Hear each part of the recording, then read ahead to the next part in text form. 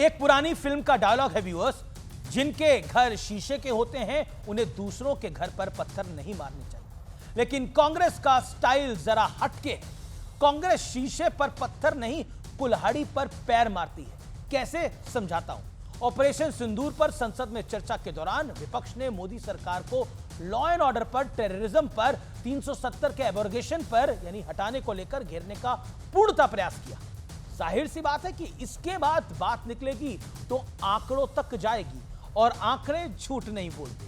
2004 से 2014 के बीच कश्मीर में 7,217 आतंकी वारदातें हुई, जबकि 2015 से 2025 के बीच इसमें 70% गिरावट आई और आंकड़ा 2150 रह गया।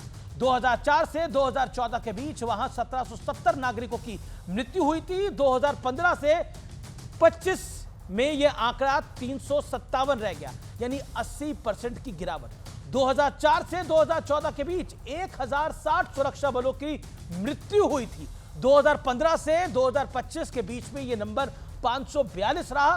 2004 से 2014 के मुकाबले 2015 से 2025 के बीच 123% ज्यादा आतंकी मारे गए हैं। 370 हटने से पहले साल भर में 2654 पत्थरबाजी की घटनाएं होती थी। 370 हटने के बाद यह संख्या 0 है। 370 से पहले हर साल पत्थरबाजी में 112 नागरिकों की मृत्यु हो जाती थी। 370 के बाद 3 साल में यह आंकड़ा 0 है।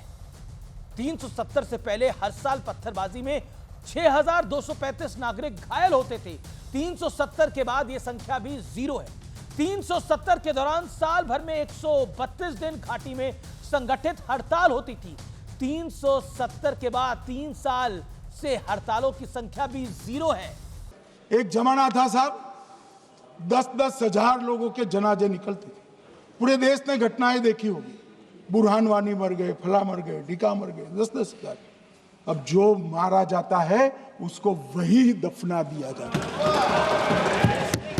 किसी भी आतंकवादी को उसका महिमा मंडन करने के लिए जनाजे की इजाजत नरेंद्र मोदी के शासन में नहीं। ये थे देश के गृह मंत्री। पहले देश भर में बम धमाके होते थे।